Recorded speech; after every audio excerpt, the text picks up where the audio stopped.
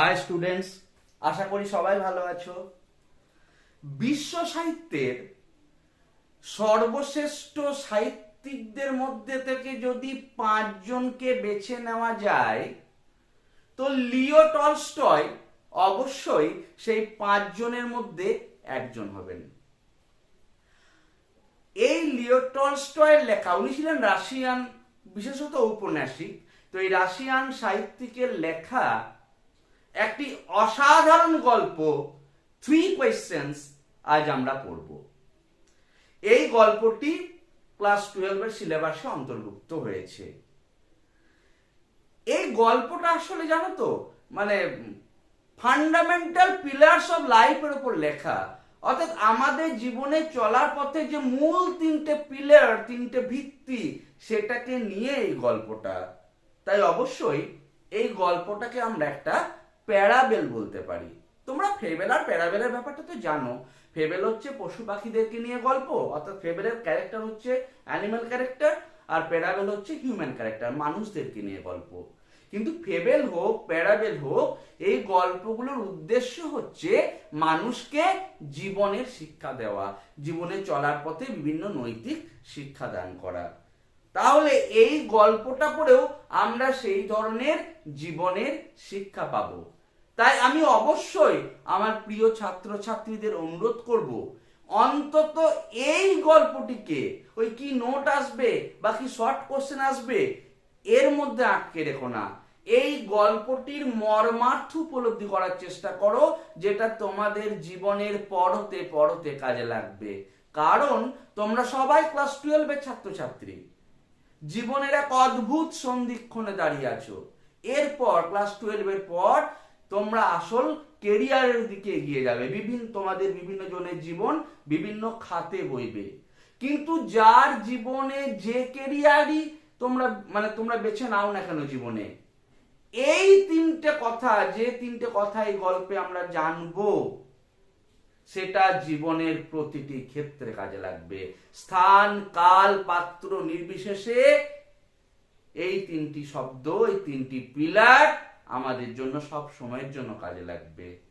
তাই অবশ্যই এই অদ্ভুত জীবন দর্শন যেটা এই গল্প পড়ে আমরা পাবো, সেটা তোমাদের জীবনে কাজে লাগানোর চেষ্টা করবে। আমি আপ্রাণ চেষ্টা করব এই জীবন দর্শনকে যতটা সম্ভব সহজ সরল বাংলা ভাষায় তোমাদের সামনে তুলে ধরতে। তোমরাও চেষ্টা করো এই গল্পের মর্মার্থ উপলব্ধি করতে। ঠিক আছে? তো লিও টলস্টয় সম্পর্কে একটু বলে দিই। আমি আগেই বলেছি উনি ছিলেন রাশিয়ান সাহিত্যিক। ওনার জন্ম হয়েছিল, দেখো আমি লিখে দিয়েছি, 9 সেপ্টেম্বর 1928 আর মৃত্যু 20 নভেম্বর 1910 সালে। রাশিয়ার টুলা নামক অঞ্চলে উনি জন্মগ্রহণ করেছিলেন। ঠিক আছে? ওনার বিখ্যাত উপন্যাস যেগুলির জন্য উনি এত খ্যাতি লাভ করেছেন, সেগুলি হলো War and Peace, Anna Karenina, Father Sergius, Resurrection, এগুলি হলো ওনার বিখ্যাত রচনা। আর এই আমরা যে গল্পটা পড়ব 3 কোয়েশ্চেন, এই গল্পটা প্রকাশিত হয়েছিল, পাবলিশ হয়েছিল 1885 সালে। দেখো আমি লিখে দিয়েছি। এবং এই গল্পটা পরে দেখো এই নামে what men live by and other tales, এই নামের একটা সংকলন প্রকাশিত হয়েছিল। এই সংকলনে পরে এই গল্পটা অন্তর্ভুক্ত করা হয়েছিল। ঠিক আছে? এবার আমরা মূল গল্পে চলে আসি। প্রত্যেকে বই খোলো এবং আমার প্রত্যেকটা কথা তোমরা মন দিয়ে শুনবে, তাহলেই কিন্তু এই গল্পের মর্মার্থটা উপলব্ধি করতে পারবে, যেটা তোমাদের জীবনে চলার পথে সারা জীবনের পাথে হয়ে থাকবে। ঠিক আছে? শুরু করা যাক। 3 কোয়েশ্চেন্স। লিও টলস্টয়, ওনার পুরো নাম হচ্ছে লেভ নিকোলাভিচ টলস্টয়। ঠিক আছে? শুরু করো, বই খুলো। ইট once occurred to a certain Tsar. ইট, দেখো ইন্ট্রোডাক্টর ইট দিয়ে শুরু হচ্ছে, অর্থাৎ এখানে ইটটার কোনো মানে হয় না। তাহলে ইট once occurred to a certain Tsar। এবার জার মানেটা বলে দিই, রাশিয়ার শাসকদেরকে জার বলা হয়। ঠিক আছে? তাহলে বলছে ইট once occurred to a certain Tsar বলতে একবার এক বিশেষ জারের এক রাশিয়ার শাসকের একটা কথা মাথায় এলো, একটা চিন্তা মাথায় এলো। কি? দেখ যে ইফ হি অলওয়েজ নিউ, যদি সে সর্বদাই জানতে পারে, the right time to begin everything, the right time, সঠিক সময়, to begin everything, সমস্ত কিছু শুরু করার সঠিক সময়টা যদি তিনি জানতে পারেন, if he knew, যদি তিনি জানতে পারেন, who are the right people to listen to, কারা হচ্ছে সঠিক ব্যক্তি যাদের কথা তিনি শুনবেন, লিসেন টু, অর্থাৎ যাদের কথা তিনি গুরুত্ব দেবেন, যাদেরকে পাত্তা দেবেন, and whom to avoid, কাদেরকে এড়িয়ে যাবেন, কাদেরকে গুরুত্ব দেবেন না, এটা যদি তিনি বুঝতে পারেন। and above all, এবং সর্বোপরি, if he always knew, যদি তিনি সর্বদাই জানতে পারেন, what was the most important thing to do, সব থেকে গুরুত্বপূর্ণ কাজ কোনটা, এই তিনটে কথা যদি তিনি জানতে পারেন, তাহলে কোন তিনটে কথা? প্রথম প্রশ্ন যেটা তার মাথায় এলো সেটা হলো কি, কোন কাজ শুরু করার সঠিক সময়, অর্থাৎ সময়, প্রথম প্রশ্ন। দ্বিতীয় প্রশ্ন কি এলো মাথায়? কাকে গুরুত্ব দেবে আর কাকে গুরুত্ব দেবে না, অর্থাৎ সঠিক ব্যক্তি। তাহলে প্রথম কোশ্চেন সঠিক সময়, দ্বিতীয় কোশ্চেন সঠিক ব্যক্তি, আর তৃতীয় কোন কাজ কখন করবেন, অর্থাৎ সঠিক কাজ। তাহলে এই তিনটে যদি তিনি জানতে পারেন, সঠিক সময়, সঠিক ব্যক্তি এবং সঠিক কাজ, তাহলে কি হবে? হি উড নেভার ফেল, তিনি কোনোদিনও ব্যর্থ হবেন না। এনিথিং হি মাইট আন্ডারটেক, তিনি যে কাজে হাত দেন না কেন, তিনি যে কাজেরই দায়িত্ব নেন না কেন, তিনি যে কাজই শুরু করুন না কেন, কোনো কিছুতে তিনি ব্যর্থ হবেন না।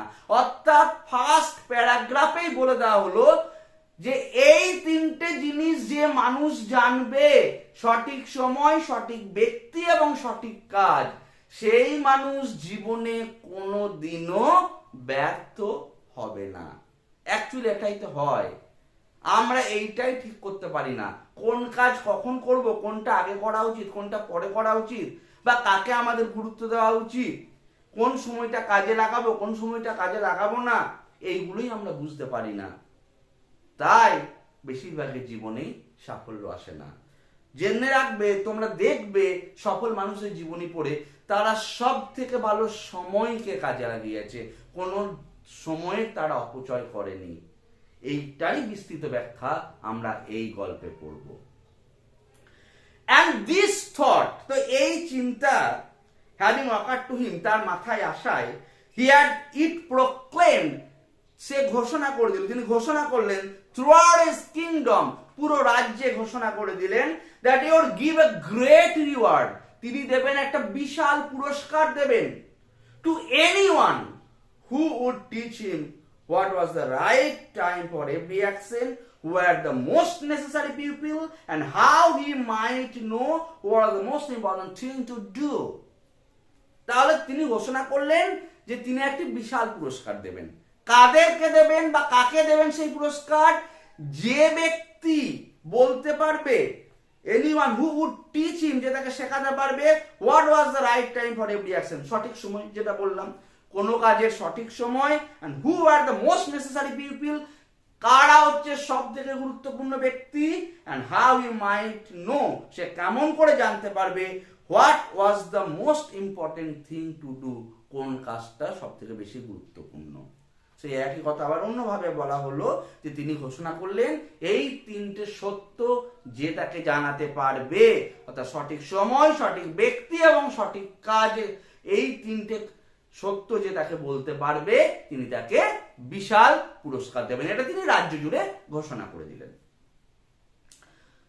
এবার সব জ্ঞানী গুণী পণ্ডিত ব্যক্তিরা এলো, সব learned men came to the zaar, সব পণ্ডিত মানুষরা, শিক্ষিত স্কলার মানুষরা সব এলো জারের সভায়। But they all answered these questions differently, কিন্তু তারা প্রত্যেকে এই প্রশ্নটার ডিফারেন্টলি, আলাদা আলাদা আলাদা উত্তর দিল। অর্থাৎ তিনটে কোশ্চেনেরই এক একজন এক এক রকম উত্তর দিল। দেখা যাক কেমন উত্তরগুলো। In reply to the first question, প্রথম প্রশ্নের উত্তরে, তাহলে প্রথম প্রশ্নটা কি? সঠিক সময়। তাহলে সঠিক সময়ের উত্তরে কি বললো? সাম সেড, কেউ কেউ বললো that to know the right time, সঠিক সময় জানতে হলে for every action, প্রত্যেক কাজের সঠিক সময় জানতে হলে one must draw up in advance, সবাইকে আগে থেকে ড্র আপ করতে হবে, স্কেচ করে নিতে হবে, ছকে নিতে হবে। কি করতে হবে? কি ছকে নিতে হবে? a table of days, months and years, প্রতিদিন, প্রতি মাস, সারা বছরের একদম প্রত্যেকটা দিনের প্রত্যেকটা মুহূর্তে কখন কি করবে না করবে সব একটা রুটিনের মধ্যে তাকে আনতে হবে। and must live strictly according to it, এবং তার জীবনটা ওই রুটিন ধরে চলতে হবে। স্ট্রিক্টলি মানে রুটিনের বাইরে যাওয়া যাবে না, অর্থাৎ সারা বছরের কবে কি করবে, কখন কি করবে না করবে সমস্ত কিছু তাকে একদম ছকে রাখতে হবে। অনলি দাস, তাদের মতে, যারা এই মতটা দিল তাদের মতে অনলি দাস, একমাত্র এইভাবে দেশে তারা বলল কুড এভরিথিং বি ডান, সমস্ত কিছু করা যেতে পারে at its proper time, একমাত্র এইভাবে রুটিন করে চললেই, সারা বছর মাস দিনে রুটিন করে চললেই সমস্ত কিছু সঠিক সময়ে করা যেতে পারে। এটা একদল বলল। নেক্সট আদার্স ডিক্লিয়ার, সঙ্গে সঙ্গে তখন আর এক দল বলছে that it was impossible, এটা তো অসম্ভব, to decide beforehand, আগে থেকে ঠিক করে নেওয়া the right time for every action, এটাকে আগে থেকে ঠিক করে যায় নাকি? সমস্ত কাজ কবে কি করবো না করবো আগে থেকে ঠিক করে যায়? ধরো তুমি মনে করেছো কালকে 10:30টায় ঠিক বাড়ি থেকে বেরোবে, স্কুলে যাবে, কাজ আছে, ঠিক আছে। দেখা গেল কাল সকাল থেকে তোমার প্রচন্ড জ্বর, উঠতে পারছো না, বা অন্য কোনো সমস্যা এলো, তুমি তাহলে যেতে পারবে স্কুল? পারবে না তো। তাহলে আগে থেকে সারা বছরের মানে একদিনের পর মুহূর্তে আমরা কি করব আমরা সেটাই জানি না, সেখানে সারা বছরের রুটিন করে সেটা কি চলা সম্ভব? মেনে সম্ভব নয়। দ্বিতীয় দলটা যারা, তারা এই যুক্তিটাই দিল যে এটা সম্ভব নয়, but that not letting oneself be absorbed in idle pastime, তাহলে দ্বিতীয় দল কি বলছে? তার মানে এই নয় যে আমরা রুটিন করে চলবো না, এটা যেমন ঠিক, তার মানে এই নয় যে কাল কি হবে এটা তো আমরা কেউ জানি না, তাহলে কিছুই করবো না, কাল যা হবে দেখা যাবে। এটা কখনো ভাবলে চলবে না যে আমরা তো জানি না কাল কি হবে, পরের মুহূর্তে কি হবে। তাহলে আইডল পাস টাইমে, অর্থাৎ মানে অলস ভাবে অবসর সময় কাটালেও আমাদের চলবে না। কি করতে হবে তাহলে? তাদের মতে কি করা উচিত? one should always attend, মানে কি করতে হবে? always attend to all that was going on, পুরো পারিপার্শ্বিক পরিস্থিতি কি চলছে চারিদিকে তাকে নজর রাখতে হবে, তার চোখ কান খোলা রাখতে হবে পুরো পারিপার্শ্বিক পরিস্থিতির ওপর। and then do what was most needful, এবং পারিপার্শ্বিক পরিস্থিতিতে নজর রেখে তাকেই সিদ্ধান্ত নিতে হবে কোন জিনিস কোন সময়ে কাজটা করা একদম উচিত। তখন আবার আরেক দল বলছে, আদার্স এগেন সে, তারা বললো that however attentive the jar might be, যে যার যতই মনোযোগী হোক না কেন, দ্বিতীয় দল যখন বলল যে সমস্ত কিছুতে নজর রাখতে হবে, তখন তৃতীয় দল বলছে যে এটা আবার সম্ভব নাকি? একটা মানুষ যতই অ্যাটেন্টিভ হোক না কেন, যতই মনোযোগী হোক না কেন, হোয়াট ওয়াজ গোয়িং অন, চারিদিকে কি চলছে সেই ব্যাপারে সে যতই নজর রাখুক না কেন, একটা মানুষের পক্ষে সমস্ত দিকে নজর রাখাটা বাস্তবে সম্ভব নয়। এটা তো ঠিক। It was impossible for one man, একটা লোকের পক্ষে অসম্ভব টু ডিসাইড, সিদ্ধান্ত নেওয়া কারেক্টলি, সঠিকভাবে, the right time for every action, সমস্ত কিছুর ব্যাপারের উপর নজর রেখে কোন সময় কোন কাজটা করা ঠিক হবে, এটা একজনের পক্ষে সিদ্ধান্ত নেওয়া একদম অসম্ভব। তাহলে তারা সলিউশন কি দিল? তারা বলছে সেক্ষেত্রে that he should have a council of wise men, তাহলে কি করতে হবে? যারকে একটা দল করতে হবে, ওয়াইজ ম্যানদের, বিচক্ষণ মানুষদেরকে নিয়ে একটা দল করতে হবে, যারা সমস্ত পারিপার্শ্বিক পরিস্থিতিতে নজর রেখে যারকে ইনপুট দেবে, রাজাকে তথ্য দেবে, would help him to fix the proper time for everything, এবং তারাই ঠিক করে দেবে সমস্ত দিকে নজর রেখে যে কোন কাজটা কখন শুরু করা উচিত হবে। ঠিক আছে, বাট দেন এগেইন, কিন্তু আবার others said, তখন আবার একদল বলল, there were some things which could not wait to be laid before a council, এমনও তো কিছু আছে যে সবকিছু ওই কাউন্সিলের ওপর ছেড়ে দেওয়া যাবে না। কারণ একটা কাউন্সিলের ওপর, একদল বিচক্ষণ মানুষের উপর যখন আমি কোনো একটা সিদ্ধান্ত নিতে বললাম, তাহলে সেটা তো সময় সাপেক্ষ ব্যাপার। রাজকার্যে এমন কিছু কিছু থাকে ইমিডিয়েট ডিসিশন নেওয়ার ব্যাপার থাকে, যেমন হঠাৎ খবর এলো অমুক প্রদেশে শত্রু আক্রমণ করেছে, তাহলে তখন কাউন্সিল বসাবে না, ইমিডিয়েট রাজা নির্দেশ দেবে সৈন্যকে বলে তোমরা যাও ওখানে প্রতিরোধ করো, এটাই তো হবে। তাহলে এরকম, আমি জাস্ট উদাহরণ দিলাম, তো এরকম অনেক কিছু রাজকার্যে থাকে মানে পরিস্থিতি যেখানে সময় মানে একদম নষ্ট করার মতো সময় থাকে না, তাই কাউন্সিলের কাছে যাওয়ার মতো পরিস্থিতি থাকে না। সেটাই বলছে যে which could not wait to be laid before a council, যেটা কাউন্সিলের কাছে ফেলার অপেক্ষা করা যাবে না, but about which one had at once, যে সম্পর্কে one which at once সঙ্গে সঙ্গে তৎক্ষণাৎ to decide, সিদ্ধান্ত নিতে হবে, whether to undertake them or not, যে কোন কাজটা কোন করতে হবে কি হবে না, এটা সঙ্গে সঙ্গে সিদ্ধান্ত নিতে হবে। But in order to decide that, কিন্তু এটা সিদ্ধান্ত নিতে গেলে one must know before hand, তাকে জানতে হবে, আগাম জানতে হবে, বিফোর হ্যান্ড আগে থেকে জানতে হবে what is going to happen, কি হতে চলেছে, অর্থাৎ পূর্বানুমান থাকতে হবে, ভবিষ্যৎ সম্পর্কে দৃষ্টি থাকতে হবে, ভবিষ্যৎ দ্রষ্টা হতে হবে। কারণ আগামীকাল কি হতে চলেছে এটা সম্পর্কে ধারণা থাকতে হবে, তবেই সে বলতে পারবে সঠিক সময় কোনটা। তাহলে ভবিষ্যৎ দ্রষ্টার কে? দেখা যাক। It is only magician, একমাত্র ম্যাজিশিয়ানরা, জাদুঘররা পারে বলতে, who know that, তারা জানে that এই ব্যাপারটা যে আগাম কি হতে চলেছে একমাত্র ম্যাজিশিয়ানসে জানে। and therefore, সেই জন্য in order to know the right time, সঠিক সময় জানতে, of every action, প্রত্যেকটা কাজের সঠিক সময় জানতে, one must consult a magician, ম্যাজিশিয়ানের সঙ্গে কনসাল্ট করতে হবে, আলোচনা করতে হবে। তাহলে জাস্ট একটা প্রশ্ন, সঠিক সময় কত রকম মত আসছে দেখো। Equally various were the answer to the second question, তাহলে প্রথম প্রশ্নের সঠিক সময় কোনটা এ নিয়ে এতগুলো মত এলো। ইকুয়ালি একইভাবে various were the answer or to the second question, দ্বিতীয় কোশ্চেনেরও ভিন্ন ভিন্ন উত্তর এলো।